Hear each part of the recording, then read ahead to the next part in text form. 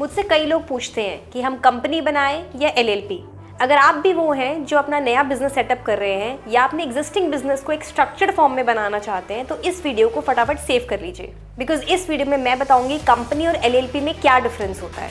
तो सबसे पहला डिफरेंस होता है कि कंपनी में होते हैं डायरेक्टर्स और एलएलपी में होते हैं पार्टनर्स। कंपनी में डायरेक्टर्स और शेयर होल्डर्स होते हैं, जहां डायरेक्टर्स कंपनी के फुल टाइम एम्प्लॉइज होते हैं और शेयर होल्डर्स कंपनी के ओनर्स होते हैं जो कंपनी में पैसा डालते हैं। अब ये शेयर होल्डर्स और डायरेक्टर्स सेम भी हो सकते हैं और अलग अलग भी हो सकते हैं कंपनी में। वहीं एलएलपी में पार्टनर्स ही ओनर्स होते हैं जो पैसा भी डालते हैं एलएलपी में और एलएलपी को रन भी करते हैं। अगर आपके बिजनेस में आपको फंडिंग रेज करनी है तो आप कंपनी को चूज करें, क्योंकि कंपनी में इक्विटी और प्रेफरेंस शेयर होल्डिंग जैसी शेयर होल्डिंग्स होती हैं जो आप एक्सटर्नल शेयर होल्डर्स को दे सकते हो।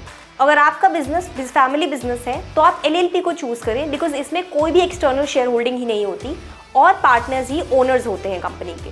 वहीं एलएलपी में एनुअल कंप्लायंसेस कम होते हैं और कंपनी में एनुअल कंप्लायंसेस ज़्यादा होते हैं। जैसे कि कंपनी के अंदर आपको 4 बोर्ड मीटिंग करनी ज़रूरी है एक साल में, एक एजीएम करनी ज़रूरी है और आरओसी फाइलिंग्स भी करनी ज़रूरी है।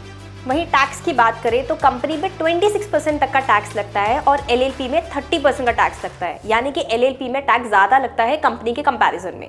वहीं एलएलपी के केस में एलएलपी को ही अपने प्रॉफिट्स पर टैक्स पे करना होता है और वो पार्टनर्स के हाथ में टैक्स फ्री रहता है। पर कंपनी के केस में कंपनी में डुअल टैक्सेशन लगता है, यानी कि कंपनी में जो प्रॉफिट होगा कंपनी को उसके ऊपर टैक्स तो पे करना ही है, और अगर ये प्रॉफिट कल को शेयर होल्डर्स में डिस्ट्रीब्यूट होगा तो शेयर होल्डर्स को भी टैक्स पे करना है उन प्रॉफिट्स के ऊपर। तो अगर आपको स्ट्रक्चर्ड फॉर्म ऑफ बिजनेस बनाना है और एक्सटर्नल फंडिंग रेज करनी है तो आप कंपनी को चूज करें, और अगर आपको फ्लेक्सिबिलिटी चाहिए और लेस कंप्लायंसेस चाहिए तो आप एलएलपी को चूज करें। और ऐसे ही कंटेंट के लिए फॉलो करें टैक्स विद सीए विद।